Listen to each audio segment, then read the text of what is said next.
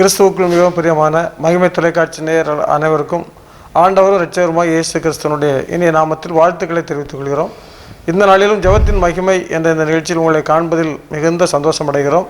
நாம் யாவரும் இந்த தேசத்தில் நம்முடைய பகுதியில் நடைபெறுகின்ற செய்திகளை அறிந்து கர்த்தருடைய சமூகத்தில் அதற்காக ஜெபிப்போம். ஆண்டவர் நம்முடைய குடும்பத்தையும் அவர் ஆசீர்வதிப்பார்.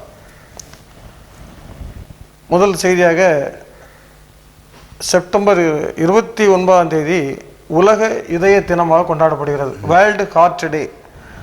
ஒவ்வொரு வருடமும் செப்டம்பர் 29 அந்த இதயத்தை குறித்த ஒரு விழிப்புணர்வு மக்களுக்கு ரொம்ப அவசியமாக தேவைப்படுகிறது என்பதனால அதை கொண்டாடுறாங்க. அதில் குறிப்பாக என்ன சொல்கிறாங்கன்னா, உலகத்திலேயே அதிக மரணம், அதாவது ஏறத்தாழ 18 மில்லியனுக்கு மேலான மக்கள் இந்த இதய நோயினால் இறக்கிறார்கள் என்பது புள்ளி விவரம். உலகத்திலேயே அதிகமாக இந்த இதய நோயினால் பாதிக்கப்படுகிற எண்ணிக்கையும் அதிகமாக இருக்கிறது. அப்போ இந்த இதயம் நம்முடைய ஒரு மனிதனுடைய உடம்பில் தேவன் கொடுத்த ஒரு மிகப்பெரிய ஆசீர்வாதமான ஒரு உறுப்பு. அதுதான் நம்முடைய அந்த இதய மனிதனை இயங்க செய்யக்கூடிய உறுப்பு. அதுதான் எல்லாருடைய இரத்தத்தையும் அது எல்லா செல்களுக்கும் திசுக்களுக்கும் நரம்புகளுக்கும் அது அனுப்புகிறது. துடித்து கொண்டே இருக்குது. ஏன்னா ஒரு நாள் முழுவதும் நம்ம மனிதன் பிறக்கிறதுலேருந்து அவன் இறக்கிறது வர அது இதே என்னாச்சுன்னா முடிச்சு. ஒரு நாளைக்கு ஒரு நிமிடத்துக்கு 72 தடவை அல்லது துடிக்கிறது. இப்போ அந்த இதயம் அந்த நார்மல் துடிப்பு 60க்கு கீழே போயிட்டுனா லோ, அந்த இதய துடிப்பினுடைய அளவு குறைஞ்சிட்டு உடனே ட்ரீட்மெண்ட் எடுக்கணும். அதுபோல் 100க்கு மேலே போயிட்டுனா ரொம்ப வேகமாக துடிக்கு இதயம், அது அப்நார்மல். அதிகம் இதாவது அந்த உடனடியாக கவனிக்கணும். அப்போ அதிகமான துடிப்பு, குறைவான துடிப்பு இப்படிலாம் இருக்குது. இப்போ இந்த இதயத்தில் இப்போ என்ன சொல்கிறாங்கன்னா, ஒவ்வொரு வருடமும் தூத்துக்குடி இப்போ அரசு மருத்துவமனையில் இந்த இதய தினத்தை கொண்டாடி இருக்கிறாங்க. அதனுடைய விழிப்புணர்வாக அதை இது பண்ணியிருக்காங்க. அதை உலக இருதய தின விழிப்புணர்வு நிகழ்ச்சி நடந்தது. இந்த இருதய சிகிச்சை பிரிவில் சிறப்பாக பணியாற்றிய செவிலியர்கள் மற்றும் ஊழியர்களுக்கு சான்றிதழ்களை வழங்கி அரசு மருத்துவக் கல்லூரி முதல்வர் டி நேரு அவர் வாழ்த்தி அவங்களை இது பண்ணியிருக்கிறாரு. இப்போ தூத்துக்குடி அரசு மருத்துவமனை பற்றி இந்த செய்தியில் வந்திருக்கு. ஏராளமான ஆண்டுக்கு 9000 இருதய நோயாளிகளை பரிசோதிப்பதாக அரசு மருத்துவமனையில். எல்லா அரசு மருத்துவமனைகளிலும் இப்போ இதயத்துக்கு தனி சிகிச்சை பிரிவு இருக்குது. நல்ல சிறப்பான சிகிச்சை அளிக்கப்படுகிறது. அப்போ இந்த நாட்களில் நம்ம குறிப்பாக இந்த இதய நோயினால் பாதிக்கப்பட்ட நோயாளிகள் இன்றைக்கு சிகிச்சைக்காக இன்றைக்கு கூட நிறைய பேர் காத்திருப்பாங்க சிகிச்சைக்காக. சிகிச்சை முடிந்து நிறைய பேர் வீட்டில் ஓய்வு எடுத்துக்கிட்டு இருப்பாங்க. நிறைய பேர் இந்த இதயத்தினால பாதிக்கப்பட்டு வீட்டில் கூட இருப்பாங்க இதய நோயில். இவர்களுக்காக இன்றைக்கி இந்த உலக இதய தினம் விழிப்புணர்வு ஏற்படுத்துகிற இந்த நாளில் நம்ம இவர்களுக்காக ஜெபம் பண்ணணும். ஆண்டவர் இந்த நாளில் நம்முடைய ஜெபத்தை கேட்டு அநேகருக்கு ஆண்டவர் சுகத்தை நிச்சயமாக கொடுப்பார் என்று நம்புகிறோம். நமது ஆண்டவரும் இதயத்தை தட்டி சொல்கிறாரா, இதயத்தை கதவே தட்டுற மாதிரி தட்டி நம்மோட பேசக்கூடிய தெய்வம். நம்முடைய இதயத்தில் அவர் வாசம் பண்ண விரும்புகிறார். ஒருவன் என் சத்தத்தை கேட்டு கதவை திறந்தால் அவனிடத்தில் நான் பிரவேசிப்பேன் என்று ஆண்டவர் சொல்லியிருக்கிறார். அதே நேரத்தில் வேதம் சொல்லுது, எல்லாவற்றை பார்க்கிலும் இதயம்தான் பொல்லாதது, அது திருக்குள்ளது, அது கேடுள்ளது. ஏன்னா இதயத்தில் இருந்தால் பொல்லாத சிந்தனைகள் வெளிவருகிறது. ஆண்டவர் சொல்கிறார்ல, வாய்க்குள்ளே போகிறது ஒன்றும் நம்மை தீட்டுப்படுத்தாது. ஆனால் இதயத்திலிருந்து வெளிப்படுகிற கோபமான வார்த்தைகள் அல்லது தீய செயல்கள் எல்லாம் நம்மை கேட்டுக்கு நேராக வழி நடக்குது. உடல் பலவீனத்துக்கு அதான காரணம். இதயத்துக்கு ரொம்ப வேலை கொடுக்கக்கூடாதுல்ல. நீங்கள் சொன்ன மாதிரி 60 அதுக்கு கீழே 60 போயிட்டுனா லோவக்கூடாது. நம்ம லோவாகவும் ஆகிடக்கூடாது, ஐயாவும் ஆகிடக்கூடாது. அப்போ இதயத்துக்கு நம்ம ரொம்ப அது மென்மையான உறுப்பு இல்லை. ஆமாம், நம்ம அறிவியலில் படிச்சிருக்கிறோம், அவருடைய உள்ளங்கை அளவு தான் இருக்குது அப்படின்னு சொல்லி பார்க்குறோம். இப்போ நிறைய பேர் ரொம்ப ஏதாவது ரொம்ப ஓவராக திங்க் பண்ணிட்டாங்கன்னு வச்சுருக்கலாம், உடனே ஒரு படபடப்பு உருவாகுது, மயக்கம் போட்டுருந்தாங்க. காரணம் என்னென்னா அந்த இதயம் தான். அப்போ அந்த இதயத்தை நம்ம மென்மையாக கையாளணும். அதனால தான் நிறைய சொல்லுவாங்க, டென்ஷன் ஆகாதுங்க, ஆமாம், கோவப்படாதுங்க அப்படின்னு சொல்கிற காரணம் தான். அதே போல் இந்த ஹார்ட் அட்டாக்னு சொல்லக்கூடிய அந்த நோயும் எப்போ வருது அப்படின்னா, அதிகாலையில் ஒருவேளை குளிக்கிற நேரத்தில் தான் அநேகர் அந்த குளியல் அறையில் தான் ஹார்ட் அட்டாக்னால கீழே விழுறதாக நம்ம இப்போ செய்தியில் படிக்கிறோம். அதுக்கு காரணம் என்ன அப்படின்னா, நம்ம குளிக்கும் போதும் முதல்ல தலையில் தண்ணியை ஊற்றக்கூடாதான், பாதத்தில் ஊற்றணும். ஆமாம், கீழேருந்தே முதல்ல முழங்காலுக்கு கீழே, அப்புறம் இடுப்புக்கு கீழே, அப்புறம் தோள்பட்டைக்கு கீழே, இவ்வளவு ஒரு 3 நிமிஷம் இந்த தண்ணி இந்த ஊற்றி உடம்பை குளிர வைத்துட்டு தான் தலைக்கு ஊற்றணுமா. அப்படி நம்ம ஆரோக்கியமான ஒரு உபதேசங்களை நம்ம கேட்கும்போது அந்த இதயமும் நம்முடைய கட்டுப்பாட்டுக்குள்ளே இருக்கும். கண்டிப்பா. ஏன்னா அது சொன்ன மாதிரி இரவும் பகலும் அது துடித்து கொண்டு இருக்கிறது. அதுக்கு ரெஸ்டே கிடையாது. நாம தூங்குறோம், ஆனா நம்முடைய இதயம் தூங்குறது இல்லை. இதயம் தூங்கினா முடிஞ்சு. அந்த அளவுக்கு இதயம் நமக்கு அது ஒரு மென்மையான இதயம். கண்டிப்பா.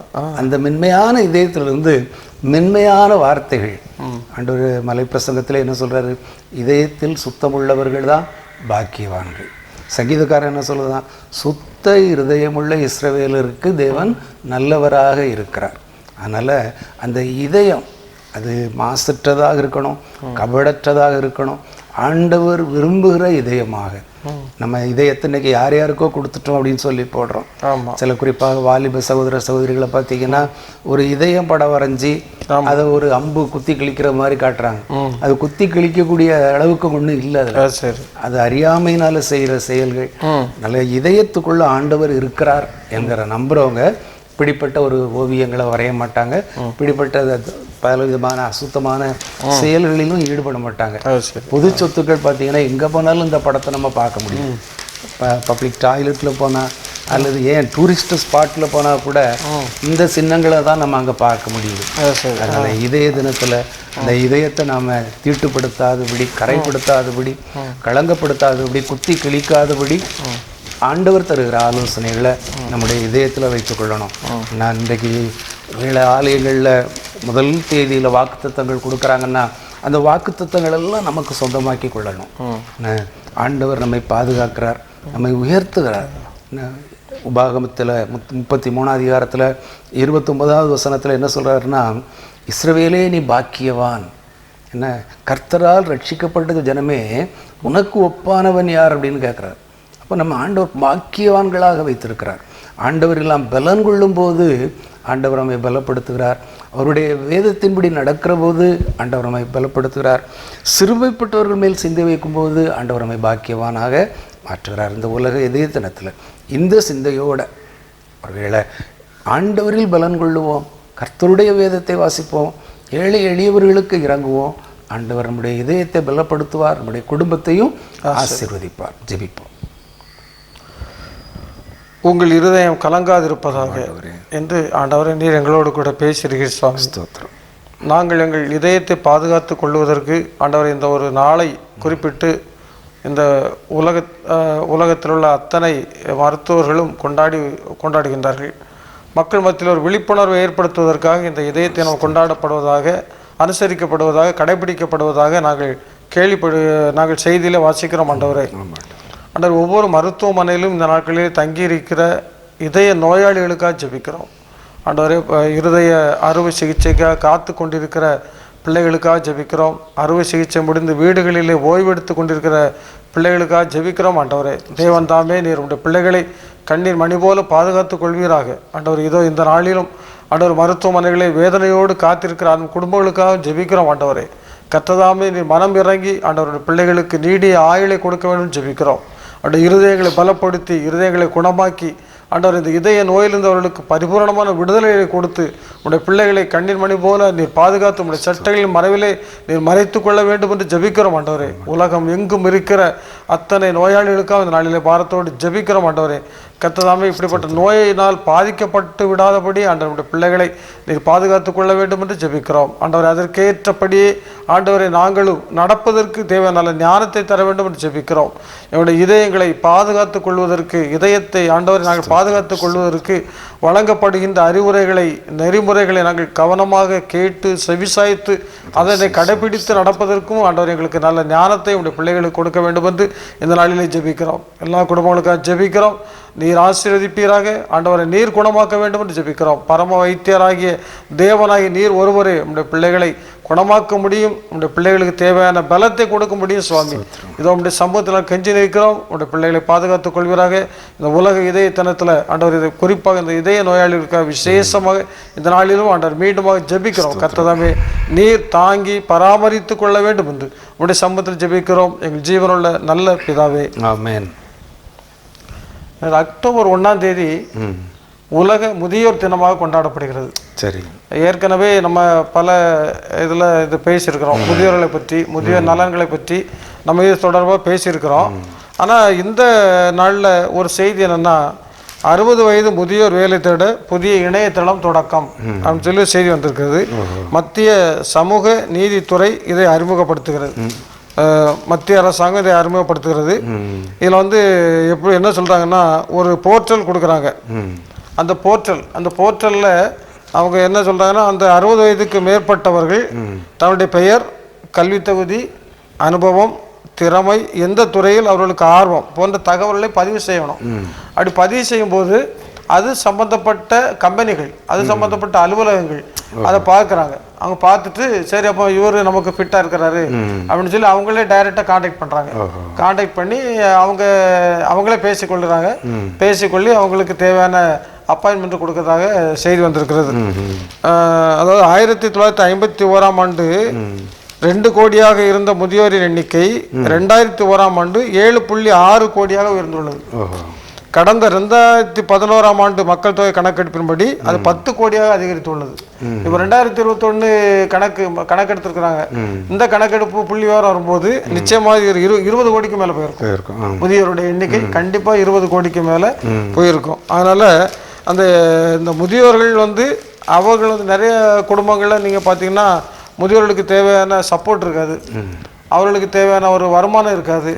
அவங்க வந்து பிள்ளைகளை நம்பித்தான் நாடித்தான் அந்த இருக்கணும். அப்போ அப்படிப்பட்ட நிலையில் இந்த முதியோர்கள் இந்த போர்ட்டல் இதில் நீங்கள் அவரோட பெயரை பதிவு பண்ணியாச்சுன்னா, இப்போ ஒன்றுமே சப்போஸ் படிக்கலை, ஒரு 60 வயதுக்கு மேலே இருக்கிறான்னு வச்சுடுமே, நான் வந்து என்னுடைய பெயர் வயசெல்லாம் பதிஞ்சு கீழே வந்து நான் வந்து இந்த இடத்துல ஒரு வாட்ச்மேனாக பணிபுரிய விருப்பம் தெரிவிக்கிறேன், ஒரு காவலாளியாக பணிபுரிய விருப்பம் தெரிவிக்கிறேன், அல்லது இந்த அலுவலகத்தில் ஒரு சாதாரண ஊழிய ஒரு சின்ன வேலை செய்யக்கூடிய மனிதனாக இதுக்கு வர போகிறேன் அப்படின்னு சொல்லிச்சுன்னா கூட அவங்கள செலக்ட் பண்ணுவாங்க. ஒரு சாதாரண வேலையிலிருந்து பெரிய வேலை வர, இப்போ ஒரு அரசு துறையில் பணிபுரிந்த அலுவலர் இருக்கிறாரு, அவரு பணிஞ்சாருன்னா அவருக்கு ஏற்ற ஒரு வேலை, ஒரு ஆசிரியர் இருப்பாரு, ஓய்வு பெற்றிருப்பாரு, ஒரு கல்லூரி பேராசிரியர் இருப்பாங்க.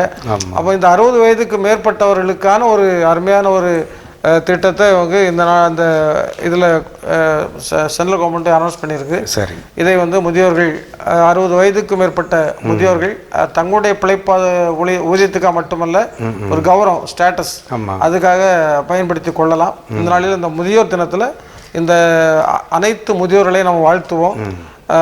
ஒரு செய்தி வந்திருக்கிறது, இது முதியோர் தினத்தில் பிள்ளைகள் தங்களுடைய முதியோர்களை போய் வாழ்த்தணும், அவங்கள நீங்கள் வந்து அவங்களுக்கு அவங்கள ஒரு மகிழ்ச்சி விட்டணும் அப்படின்னு சொல்லி செய்தியில் வந்திருக்கிறது.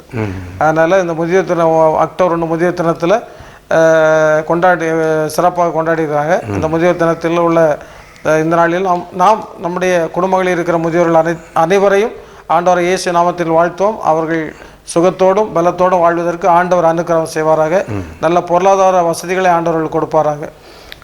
முதுமை என்பது நம்மை அறியாமலேயே நமக்கு ஒரு பலவீனத்தை ஏற்படுத்தும். வயது செல்ல செல்ல செல்ல ஒருவேளை இளமையில் 2 வயசுலேருந்து 3 வயசுக்கு போகும்போது சந்தோஷப்படுறோம், அல்லது 15லேருந்து 16க்கு போகும்போது சந்தோஷப்படுறோம், 20லேருந்து 21க்கு போகும்போது சந்தோஷப்படுறோம். ஆனால் அதே சந்தோஷம் அபவ் 40 இருக்காது. பலவீனம் குறையும், உடலுடைய ஸ்ட்ரென்த் குறையும். ஆமாம், 40 வயது ஆயிட்டாலே நம்முடைய உடல்நிலைகள் எல்லாம் அந்த மாறி உடல் ஆரோக்கியம் கெட்டு விடுகிறது.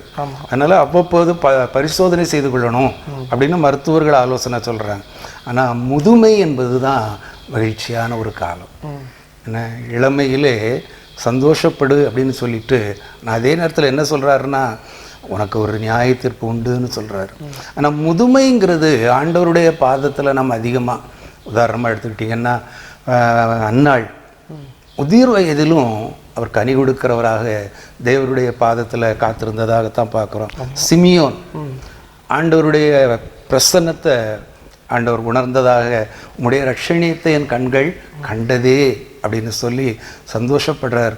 அதே போல் யோசேப்பு தன்னுடைய தகப்பனார் உயிரோடு இருக்கிறார் அப்படின்னு கேள்விப்பட்ட உடனே ரொம்ப சந்தோஷப்படுறான். உடனே அழைத்து கொண்டு வாருங்கள் அப்படின்னு சொல்கிறான்.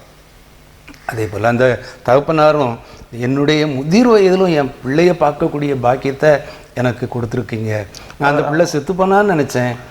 அதில் ஒரு சிறப்பு, அந்த யோசேப்பு வந்து அவங்க இப்போ நிறைய இடங்கள்ல நம்ம பெற்றோர்களை வந்து நிறைய பேர் வந்து கனப்படுத்துவதே கிடையாது. பெற்றோர்களை வயது முதிர்ந்த அலட்சியப்படுத்துறது, கனப்படுத்துறது, நம்ம நீ ஆபீஸ்ல வரக்கூடாது, அங்க வரக்கூடாது, இப்படி நிறைய சொல்றாங்க. ஆனா யோசேப்பு நம்ம பைபிள்ல நல்லா அழகா இருக்கும். தன்னுடைய தகப்பனை கூட்டு போய் பார்வோன் முன்னால் கொண்டு நிறுத்துறாரு. ஒரு வயதான தகப்பனாக அவர் வந்து பிரதம மந்திரி. அப்போ தன்னுடைய பிரதமர் கௌரவம், ஐயோ வயசான அப்பாவை கூட்டு போறோமா என்ன நினைப்பாரோ அவர் சொல்லி நினைக்கல, நேர கூட்டு போய் பார்வோன் முன்னால் கொண்டு நிற்பாரு, இதுதான் அப்பா அப்படின்னு சொல்லி சொல்றாரு. நல்ல முதுமை என்பது இன்றைக்கி நம்ம தகப்பனாரோ தாயோ அல்லது பாட்டியோ தாத்தாவோ நம்ம வீட்டில் இருக்கிறாங்கன்னா அது ஒரு பெரிய ஆசீர்வாதம். கண்டிப்பாக என்ன அந்த 128ஆம் சங்கீதத்தை வாசிக்கும்போது கல்யாண ஆராதனையில் அந்த சங்கீதத்தை வாசிக்கிறாங்க. ஏன் பிள்ளைகளின் பிள்ளைகளை காண்பாய், அந்த ஒரு ஆசீர்வாதம். இஸ்ரவேலுக்கு உண்டாகும் சமாதானத்தை காண்பாய். அப்படிப்பட்ட ஒரு சந்தோஷம் சமாதானம் எங்கே இருக்குன்னா அந்த முதுமையில் தான் இருக்குது. அதனால் பிள்ளைகள் நம்ம அலட்சியப்படுத்துகிறாங்களே இல்லை பேர பிள்ளைகள் நம்மளை அலட்சியப்படுத்துகிறாங்களேன்னு சொல்லி நம்ம கவலைப்பட வேண்டிய அவசியமே இல்லை.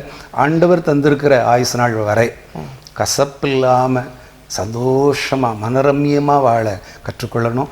மகிமை தொலைக்காட்சி நேயர்கள், முதுமையாக இருக்கிறவர்களுக்கு நாங்கள் எங்களுடைய அன்பான நல்வாழ்த்துக்களை இந்த நாளிலே தெரிவிப்பதிலே மகிழ்ச்சி அடைகிறோம். இந்த இதையும் பயன்படுத்திக் கொள்ள அந்த மத்திய அந்த போர்ட்டல் மத்திய அரசினுடைய அந்த இணையதளத்தை நம்ம பயன்படுத்தி அது எல்லா பிள்ளைகிட்ட சொன்னால் கூட அவங்களுக்கு அதை அவங்க டீட்டெயில்ஸ் எல்லாம் அவங்க அதில் இன்ஸ்டால் பண்ணி விட்டுருவாங்க. அதனால் நம்ம அதை பயன்படுத்திக்கிடுவோம். கர்த்தர் நம்மையும் நம்முடைய குடும்பங்களை ஆசீர்வதிப்பார். முதிர் வயது வரைக்கும் எங்களை தாங்கி ஏந்தி சுமந்து தப்புவிக்கிற எங்கள் அன்பின் பரலோக பிதாவே, இந்த நல்ல நாளிலும் ஆண்டவரே முதியவர்களை நினைத்து குறிப்பாக எங்களுடைய குடும்பங்களில் ஆண்டவரே இந்த மகிமை தொலைக்காட்சி பார்த்து கொண்டிருக்கிற முதுமையானவர்களுக்காக நாங்கள் ஜெபிக்கிறோம். ஆண்டவரே எத்தனையோ காலங்கள் அவர்கள் வாழ்ந்தார்கள், எத்தனையோ சம்பவங்களை அவர்கள் கடந்து வந்திருக்கிறார்கள். ஆனாலும் முதுமை பருவத்திலே ஒருவேளை கண் தெரியாத நிலையிலே வேதத்தை வாசிக்க முடியாத நிலையிலே ஆண்டவரே இந்த நாட்களிலே தொலைக்காட்சிகள் வழியாக வேத வசனங்கள் அவருடைய செவிகளிலே ஏறுவதற்காக அவர்களுடைய உள்ளங்களிலே விதைக்கப்படுவதற்காக நன்றி சொல்லுகிறோம். மகிமை தொலைக்காட்சியின் ஆண்டவரே 24 மணி நேர ஊழியங்களுக்காக நன்றி சொல்லுகிறோம். குறிப்பாக இரவு நேரத்திலே தூக்கம் வரவில்லை என்று அங்குமிகும் உருண்டு புரண்டு படுத்து கொண்டிருக்கிறவர்களுக்கு அமைதியான பாடல்கள் காதுகளிலே தொனிக்குண்ட ஒரு பாக்கியத்தை கொடுத்திருக்கிறேன். அநேக முதியவர்கள் அந்த பாடல்கள் எங்களுக்கு நித்திரையை தருகிறது, அமைதியை தருகிறது, ஆறுதலை தருகிறது என்று சொல்லி நாங்கள் கேள்விப்படும் போது உம்முடைய நாமத்தை மெய்யாகவே நாங்கள் மகிமைப்படுத்துகிறோம். இந்த தொலைக்காட்சி ஊழியங்கள் மூலமாக முதியவர்கள் ஆறுதல் பெறட்டும், தேறுதல் பெறட்டும். பிள்ளைகள் கைவிட்டாலும் நீர் கைவிடாத நேசர் சுவாமி. ஆண்டவரே பிள்ளைகளை ஆற்றி தேற்றி அரவணைத்து நீர் வழிநடத்தும். யோசேப்பு தன்னுடைய பெற்றோருக்கு கொடுத்த கனத்தையும் மகிமையையும் ஆண்டவரே சிமியோன் அன்னாள் போன்றவர்கள் உம்முடைய குழந்தை பருவத்தை பார்த்து மகிழ்ச்சி அடைந்ததையும் எங்களுடைய பெற்றோர்களும் நாங்களும் கண்டு மகிழ நீர் எங்களுக்கு உதவி செய்யும். நாங்களும் கூட சோர்ந்து போய் விடாதபடி ஆண்டவரே கர்த்தருக்கு காத்திருக்கிறவர்கள் பலனடைவார்கள், கழுகுகளைப் போல செட்டைகளை அடித்து எழும்புவார்கள் என்ற வேத வசனத்தின்படி நாங்கள் புது பலன் அடையத்தக்கதான கிருபை நீர்த்தார் பலப்படுத்தும் வழி நடத்தும். ஒவ்வொரு முதியவர்களையும் ஆற்றி தேற்றி அரவணைத்து பாதுகாத்துக் கொள்ளும். இயேசுவின் நாமத்தில் ஜெபிக்கிறோம் நல்ல பிதாவே, ஆமென். இப்போ வருகின்ற காலம் வந்து விழா காலம். இந்த விழா காலங்களில் இப்போ ஏற்கனவே தடைகள் இருக்குது. இருந்தாலும் அந்த விழா காலங்கள் பயன்படுத்தக்கூடியது வந்து பட்டாசுகள். திருமணத்திலேயோ இல்லை எல்லா இடங்களையும் பட்டாசுகள் தான் பயன்படுத்துகிறோம். வருகின்ற இந்த பண்டிகை காலங்கள் விழா காலங்களில் இப்போ எல்லா மதத்தினவர்களும் கொண்டாடக்கூடிய பண்டிகைகள்லாம் வரப்போகுது. வரிசை தீபாவளி, கிறிஸ்மஸ்ஸு, நியூ இயர், இப்படி பல பண்டிகைகள்லாம் வருது. இந்த எல்லா பண்டிகைகளையுமே சந்தோஷமாக கொண்டாடுறதுக்கு பட்டாசுகளை தான் பயன்படுத்துகிறோம். இதில் என்ன சொல்லணும், பட்டாசுகளில் வந்து பேரியம் அப்படிங்கிற ஒரு ரசாயனத்தை பயன்படுத்துகிறாங்களாம். சரி. அதை வந்து இப்போது நீதிமன்றம், உச்ச நீதிமன்றம், சுப்ரீம் கோர்ட்டு ரொம்ப கண்டிப்பாக ஒரு தீர்மானம் சொல்லியிருக்காங்க. பட்டாசுகளில் விஷத்தன்மை வாய்ந்த ரசாயனம் பயன்படுத்துவதை ஏற்க முடியாது. அதனால நீங்கள் வந்து பேரியத்தை பயன்படுத்தக்கூடாது. அதனால சுற்றுச்சூழல் மாசு அதிகரிக்கும். அதுபோல் நிறைய அதில் விஷத்தன்மை இருக்கிறதுனால அது வந்து நிறைய ஆபத்துகளை உருவாக்கும். அதனால நீங்கள் பேரியத்தை பயன்படுத்தக்கூடாது அப்படின்னு சொல்லி ஒரு நீதிமன்றத்தில் தீர்ப்பு வந்திருக்குது. சரி, இந்த நாள் நம்ம வந்து விசேஷமாக அந்த பட்டாசு தொழிலில் ஈடுபட்டக்கூடிய தொழிலாளிகளுக்காக ஜெபம் பண்ணணும். ஏன்னா இன்னைக்கு ஒவ்வொரு வருஷமும் நீங்கள் பார்த்தீங்கன்னா பட்டாசு வெடி விபத்து எப்படி பார்த்தாலும் குறைஞ்சது ஒரு வெடி விபத்தில் 7 பேர் 8 பேர் செத்து போகிறாங்க. அன்றாடம் கூலிக்கு போகக்கூடிய கூலி தொழிலாளிகள் தான் பாவம். நிறைய பேர் அந்த சிவகாசி பகுதியில் ஒவ்வொரு வருஷமும் செய்தி வந்து ஏதாவது ஒரு கோடன் வெடித்தது, அதில் பணிபுரிந்த 7 பேர்கள் மரணம் அடைந்து விட்டார்கள், இறந்து விட்டார்கள். நிறைய செய்தி வந்து ஒரு ஆபத்து மிக்க தொழிலாக இருக்குது பட்டாசு தொழில். அதனால அந்த பட்டாசு தயாரித்து தொழிலில் ஈடுபடக்கூடிய தொழிலாளிகள் அவங்க இப்போ அவங்களுடைய வறுமை நிமித்தம் ஏழ்மை நிமித்தம் அதில் தொழிலில் இருக்கிறாங்க. அவங்களுடைய பாதுகாப்பு ரொம்ப அவசியம். அந்த பாதுகாப்பிற்காக என்னுடைய ஆண்டவருடைய சமூகத்தில் நான் ஜெபம் பண்ணுவோம். ஆண்டவர் இந்த பட்டாசு தொழிலில் ஈடுபட்டிருக்கக்கூடிய அந்த முதலாளிகளும் அந்த தொழிலாளிகளுக்கு தேவையான பாதுகாப்பான காரியங்களை கவனம் செலுத்தணும். ஏன்னா அரசு பல நெறிமுறைகள் நடைமுறைகள் சொல்லுது, இனி இந்த பொருளில் இப்படி தான் வைக்கணும், இவ்வளோ ஸ்டாக் வைக்கணும், எல்லாம் கரெக்டாக சொல்கிறாங்க. அதன்படி அவங்க நிறைய செய்கிறது கிடையாது. அதனால அந்த வெடி விபத்துகள் வர காரணம் என்ன? காரணம் அதான். அப்போ அரசாங்கம் காட்டுகிற வழிகாட்டு முறைகள் நடந்தாச்சுன்னா விபத்துகள் குறையும். அதன்படி நடக்கணும். இந்த குறிப்பாக இந்த பட்டாசு தொழிலில் உள்ள தொழிலாளிகளுக்காக இன்னைக்கு நம்ம ஜெபம் பண்ணுவோம். ஆண்டவர் பெரிய காரியங்களை செய்யட்டும். ஒருவேளை உச்ச நீதிமன்றம் என்று சொல்லும்போது அது நிறைய ஆலோசனைகளை தந்து கொண்டு தான் இருக்குது. அவ்வப்போது எந்த துறையை எடுத்துக்கிட்டாலும் சரி அது ஆலோசனை கொடுக்குது. உதாரணமாக பட்டாசுல பேரியம் அப்படிங்கிற ரசாயனம் பயன்படுத்தப்படுறதாக பார்க்குறோம். ஆனால் அந்த பேரியத்தை தயாரிக்கிற தொழிற்சாலைகள் இருக்க தானே செய்யுது.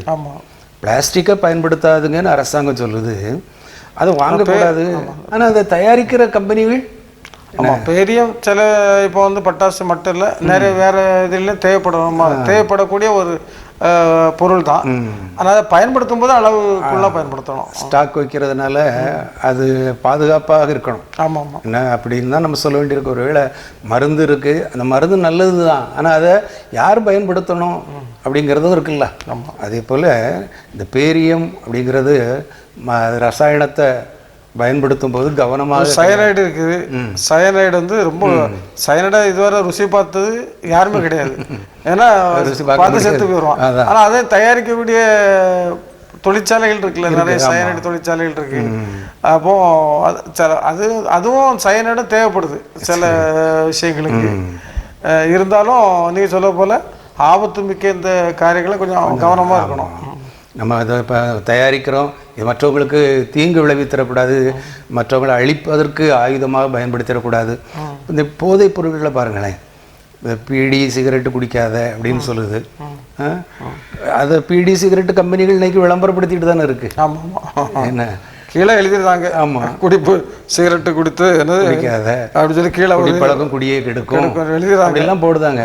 ஆனால் அந்த கம்பெனியே மூடக்கூடாது. என்ன குடிக்காதுன்னு சொல்கிறதுக்கு நல்ல டாஸ்மாக் இருக்குது, டாஸ்மாக்கை நம்ம பயன்படுத்தக்கூடாது தான், ஆனால் நம்ம அதை தான் பயன்படுத்துகிறோம். கடைகளையே நம்ம தானே திறந்து வச்சுருக்குறோம். கடைகளை நம்ம திறந்து வச்சுக்கிட்டு குடிக்காதன்னா மனுஷன் என்ன செய்யுதான்? கஷ்டப்படும் போது அவன் தானேப்பா திறந்து வச்சுருக்கிறான். ஆனால் கேட்டால் அவங்க என்ன சொல்கிறாங்க, அங்கே பூச்சி மருந்தும் கடையில் வச்சுருக்கோம், நீ பூச்சி மருந்து வாங்கி குடிக்கவா செய்தா அப்படின்னு அவங்க அதுக்கு ஒரு விளக்கமும் கொடுக்குறாங்க. இப்படி நம்ம தண்டாவாதம் தான் பேசுகிறோமே ஒழிய எது நல்லது எது கெட்டது ஆண்டவர் கொடுத்த ஞானத்தை பயன்படுத்த மாட்டோங்களா. ஆண்டவர் சொன்னார் அந்த பழத்தை சாப்பிடாதன்னு சொன்னார். பழம் இருந்ததில்ல, ஏன் போய் சாப்பிட்டோம்? அவன் சாப்பிட்டதுனால தான் இன்னைக்கு நமக்கு சாபங்களும் பாவங்களும் இந்த உலகத்தில் தலைவிரித்தாடுது. எங்கே பார்த்தாலும் பாவம் தானே. எந்த சூழ்நிலையிலையும் வெளுத்ததெல்லாம் பால்னு நம்ம நினச்சிக்கிட்டு இருக்கிறோம். ஆனால் உலகமே பாவத்தை பால் போல பருகி கொண்டிருக்கிறது. இந்த நாட்களில் குறிப்பாக இந்த விழா காலங்களில் அவங்க சொல்கிற ஆலோசனையை கேட்டு பட்டாசுகளை பயன்படுத்தும் போது கவனமாக பயன்படுத்துவோம். தயாரிக்கும் போது அதை தயாரிக்கிறவங்களும் கவனமாக தயாரிக்கணும். தொழிலாளர்கள் குறிப்பாக அவங்க அவங்க வயிற்று பிழைப்புக்காக தங்க போகிறாங்க, அவங்க சம்பாதிக்கிறதுக்காக போகலை. ஏன்னா வயிற்று பிழைப்புக்காக தான் போகிறாங்க. அவங்க அதை வச்சு பெரிய சொத்து சோகங்களை வாங்க போகிறதில்ல, பெரிய பங்களாக்களை கட்ட போகிறதில்ல. அன்னன்னைக்கு பாடுக்கு தான் அவங்களுக்கு சம்பளம் கிடைக்கும். கண்டிப்பாக அதுவே ஆபத்தாக முடிஞ்சிட்டுன்னா பாவம் என்ன செய்ய முடியும்? அந்த தலைவர்களோ தலைவிகளோ, குடும்ப தலைவர்கள் அல்லது தலைவிகள், ஏன் குடும்பமே அதில் ஈடுபடும். அங்கேருந்து தொழிற்சாலைகள்லேருந்து வீட்டுக்கு அந்த மூலப்பொருட்களை வாங்கிட்டு வீட்டில் இருந்தும் செய்கிறாங்க. அதை வண்டியில் ஏற்றும் போது ஆபத்து ஏற்படுது. கண்டிப்பாக நிறைய ஆபத்து. என்ன எத்தனையோ விதமாக அது ஆபத்து. சமீபத்தில் கூட சாத்தாவனம் பக்கத்தில் ஒரு காரில் கொண்டு போயிருக்காரு. பட்டாசு தயாரிக்கக்கூடியவர் தான். அதை அவர் வந்து அந்த பட்டாசை ஏற்றிக்கிட்டு கொண்டு போயிருக்கிறார் தன்னுடைய காரில். அதை வந்து கார் பக்கத்தில் இருக்கும்போது இந்த இது நம்ம என்ன இதை சாரி என்னது ரிமோட் பயன்படுத்தும் போது என்ன ஆச்சுன்னா பட்டாசு வெடிச்சு பக்கத்து வீடுகள்லாம் சேதமடைஞ்சிச்சு. அதாவது செய்தி பார்த்தோம் போன வாரத்தில். என்னதெல்லாம் கவனம் இல்லாத பட்டாசு தான், அதை கவனமாக கையாளமாக கொண்டு போகணும்ல. அதனால் இந்த விழிப்புணர்வு செய்தியை கேட்டு நம்ம கவனமாக பயன்படுத்த நமக்கு ஆண்டவர் பாதுகாப்பு தருவார். ஜெய். அன்பின் நல்ல ஆண்டவரே, இந்த மகிமையான வேலைக்காக நன்றி செலுத்துகிறோம். நீ தந்த இந்த ஜெப வேலைக்காக நன்றி செலுத்துகிறோம். இந்த நாட்களிலும் மகிமை தொலைக்காட்சி முன்பாக இந்த நிகழ்ச்சியை பார்த்து கொண்டிருக்கிற அத்தனை குடும்பங்களுக்காக நம்முடைய சமூகத்தில் ஜெபிக்கிறோம். கர்த்ததாமே அவர்களை ஆசீர்வதிப்பீராக. குறிப்பாக இந்த நாளிலும் ஆண்டவரே பட்டாசு தொழிலில் ஈடுபட்டிருக்கிற பட்டாசு தொழிலாளர்களுக்காக ஜெபிக்கிறோம். கர்த்ததாமே அவர்கள் ஒரு ஆபத்து நிறைந்த தொழிலாக இருந்தாலும் தங்களுடைய பொருளாதார நிலையை மேம்படுத்துவதற்காக, தன்னுடைய குடும்பத்தை வாழ்விப்பதற்காக ஆண்டவர் அநேக குடும்பங்கள் இதில் இந்த பணிகளை தொழிலை செய்து கொண்டிருக்கிறார். சுவாமி தேவன்தாமே நீர் அவர்களை ஆசீர்வதிக்க வேண்டும், அவர்களை பாதுகாத்து கொள்ள வேண்டும் என்று ஜெபிக்கிறோம். ஆண்டவர் எல்லா சூழ்நிலைகளிலும், ஆண்டவர் எந்த நிலையிலும் எந்த விதமான சேதங்களும் வராதபடி கர்த்ததாமே நீர் அவர்களை பாதுகாத்து வழிநடத்த வேண்டும் என்று ஜெபிக்கிறோம். ஆண்டவரை அந்த தொழிற்சாலை நடத்தக்கூடியவர்களும் ஆண்டவரை பாதுகாப்பு அம்சங்களோடு நடத்துவதற்கு ஆண்டவரை கிருபை தருவீராக. இந்த நாளில் உச்ச நீதிமன்றம் சொல்லியிருக்கிறபடி இந்த பேரியம் என்ற நச்சுத்தன்மை வாய்ந்த அந்த கலவை ரசாயனத்தை அதிகமாக பயன்படுத்தி சேதங்களை ஆபத்துகளை உருவாக்காதபடி ஆண்டவரை அவர்களும் அதை சரியாக பயன்படுத்தி கொள்ள ஆண்டவரை கிருபை தருவீராக. ஆண்டவர் அரசாங்கம் வழிகாட்டும் முறைகள், பாதுகாப்பு அம்சங்கள் எல்லாவற்றையும் கடைபிடித்து ஆண்டவரே தன்னுடைய தொழில்களை நடத்துவதற்கு ஆண்டவரே உடைய பிள்ளைகளுக்கு தேவை நல்ல ஞானத்தை, அறிவை நீர் கொடுக்க வேண்டும் என்று ஜெபிக்கிறோம். ஆண்டவர் இந்த நாளிலும் விசேஷமாக ஆண்டவரே அனைத்து குடும்பங்களையும் ஜெபிக்கிறோம். ஆண்டவர் வறுமை கோட்டுக்கு கீழ் வாழ்கின்ற அநேக குடும்பங்கள் உண்டு சுவாமி. ஆண்டவர் அவர்களுக்காகவும் ஜெபிக்கிறோம். கர்த்ததாமே அவர்களை நினைத்து இந்த நாளில் அவர்களுக்கு தேவையான எல்லா விதமான பிழைப்புக்கு உண்டான வழிவாசல்களை திறக்க வேண்டும் என்று ஜெபிக்கிறோம். ஆண்டவரை குறிப்பாக இந்த பட்டாசு தொழிலில் ஈடுபட்டவருடைய தொழிலாளர்களுக்காக மீண்டும் ஜெயிக்கிற அந்த குடும்பங்களை ஆசீர்வதிப்பீராக, குடும்பங்களின் பிள்ளைகளை ஆசீர்வதிப்பீராக, குடும்பங்களுக்கு தேவையான பாதுகாப்பை தேவன் தாமே நீர் அவர்கள் கொடுத்து ஆசீர்வதிக்க வேண்டும் என்று இந்த நாளில் வாரத்தோடு ஜெபிக்கிறோம். மீட்பர் இயேசுவின் ஜெபிக்கிறோம் நல்ல ஜீவனுள்ள நல்ல பிதாவே, ஆமென்.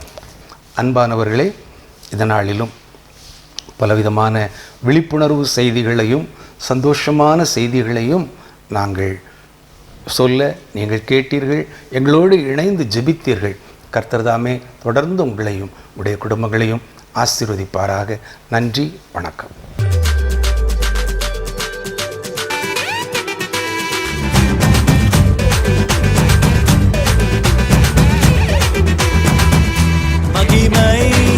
மகிமை